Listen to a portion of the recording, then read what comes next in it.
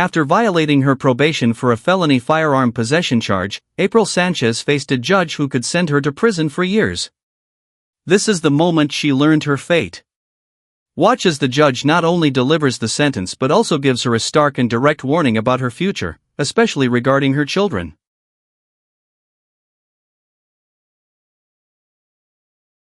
And are you April Sanchez?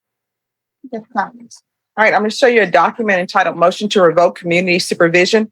Did you review that with your attorney? Did you understand it? Yes, ma'am. Are you the same April Marie Sanchez who was placed on community supervision in 2020 CR 2524 for the offense of felon in possession of a firearm on July 10th, 2020 for a term of 4 years? Is that you? Yes, ma'am. State? Yes, Judge, violated condition number 5. In Bexar County, Texas, the defendant April Marie Sanchez did then and there fail to report to the supervision officer as directed for the months of January and February 2022 in violation of condition number 5. How do you plead to that, true or not true? We'll waive all other violations, Judge. Any objections to the state's waivers? No. All right, did you understand by pleading true to violation of condition number 5, the court could find it true, grant the motion, find you guilty, and sentence you up to 10 years in the prison and up to $10,000 fine? Did you understand? Yes, ma'am. I'm sorry, that is incorrect. You're on regular probation. Did you understand that the court could sentence you up to 3 years in prison and up to a $1,500 fine? Did you understand? Yes, ma'am. Knowing that, do you still wish to plead true to violation of condition number 5? No. So let me explain it. So you pled true to violation of condition number 5. Do you understand? Yes. All right. Now, I can find that true, and I could sentence you up to 3 years in prison. I'm sure your attorney and the state probably have an agreement worked out. I don't have to accept that agreement. And I will tell you, in this court, if I don't accept the agreement that's been worked out, then I will let you know. And even though I don't have to, I would give you a chance to work out something else if I don't accept the agreement. Do you understand? Yes. So do you understand that by pleading true to violation of condition number 5, I could find it true and sentence you up to 3 years in the prison? Did you understand that? And up to a $1,500 fine. Yes. Knowing that, do you still want to plead true to violation of condition number 5? Yes. All right, the court will find violation of condition number 5 true. Is there an agreement? Yes, Judge, we're asking that you revoke her probation and sentence her to 2 years in TDC. That is the agreement, Your Honor. All right. Ms. Sanchez, are you asking the court to follow that agreement? Yes, ma'am. Are you waiving your right to appeal? Yes, ma'am. Right. All right, the court will follow your agreement.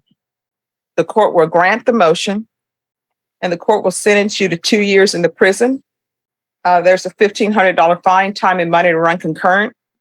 Court will give you credit for any time served.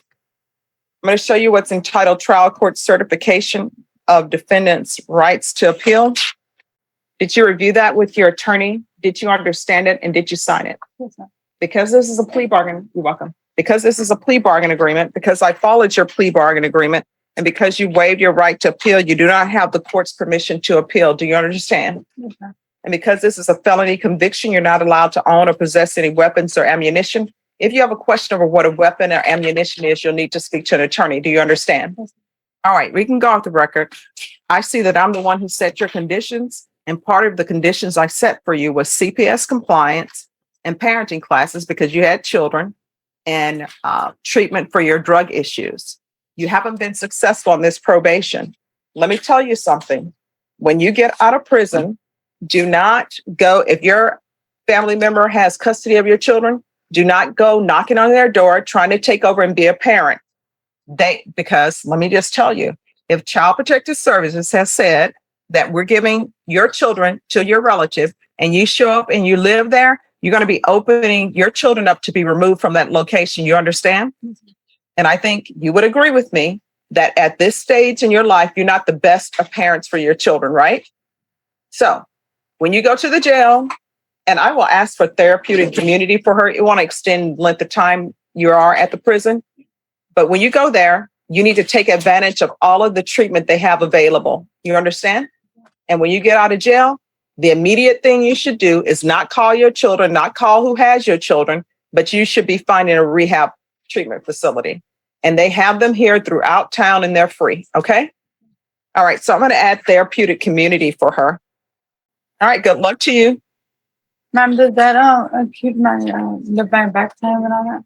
And You get credit for any time that you've been in custody. and what about the authorizing the vehicle and I'm sorry, what? the other charge I have and the other count? No, I'm not in charge of that. I'm just in charge of what is here, okay? Norma just said it's 229 days. Okay, she'll receive credit for that. Yes, thank you. And All right. excuse Yes, you may. Always a pleasure seeing you.